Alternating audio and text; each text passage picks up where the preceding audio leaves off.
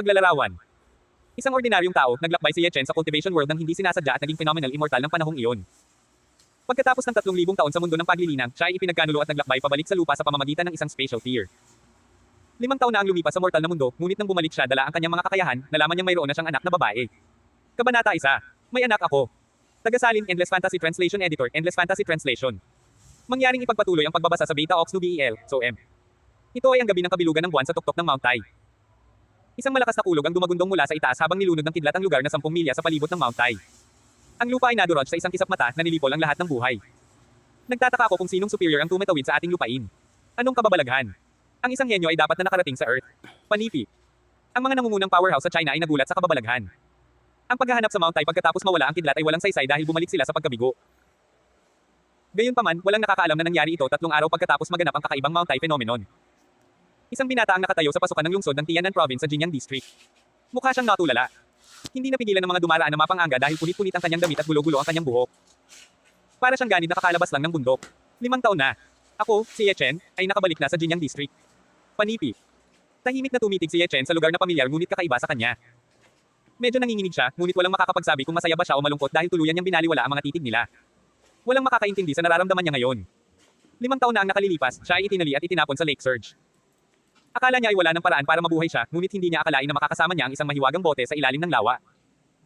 Nang magising siya, napagtanto ni Ye Chen na naglakbay siya sa isang cultivation world kung saan gumagala ang mga demonyo at nabubuhay ang mga immortal. Gamit ang bote, gumugol si Ye Chen ng 3,000 taon sa paglilinang mula sa isang mortal hanggang sa isang pinakamataas na immortal. Dala niya ang pamagat ng Mad Southern Immortal. Itinatagpan niya ang Eastern Heaven at tinawag na Emperador Ye ng lahat ng nilalang. Sa buong 3,000 taon, siya ang Panginoon ng lahat ng nilalang na sinakop ang lahat sa sansinukob. Sa kasamaang palad, siya ay pinagtaksilan ng kanyang pinakamapagkakatiwalaang disipulo, si Yu Wenchuan. Sa layuning kunin ang trono, nakipagtulungan si Yu Wenchuan sa Demon World, Evil World, at Buddha World.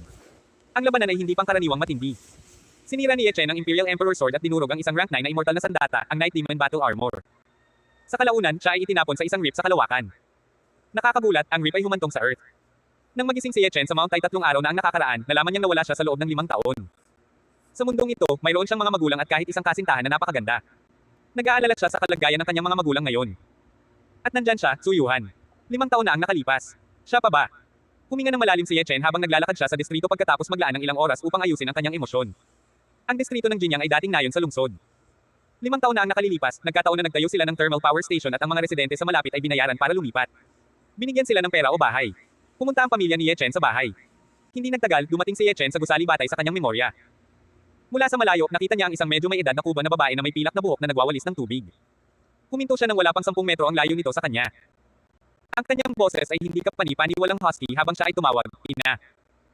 Inangat ng nasa katanghaliang gulang na babae ang kanyang ulo upang tingnan si Ye Chen sa pamamagitan ng likas na hilig. Natigilan siya noong una, pagkatapos ay ang walis sa kanyang kamay ay pumutok ng malakas sa lupa. Kinusat niya ang kanyang mga mata sa hindi makapaniwala. Xiao Chen. Panipi. Siya ang ina ni Ye Chen, si Wulan. Flop. Lumuhad ng husto si Ye Chen sa isang lusik habang hakbang-hakbang siya patungo kay Wulan na nakaluhod. Nasasakal na siya. "Inay, naging masamang anak itong anak mo. 5 taon ko kayong pinag-alala." Panipi.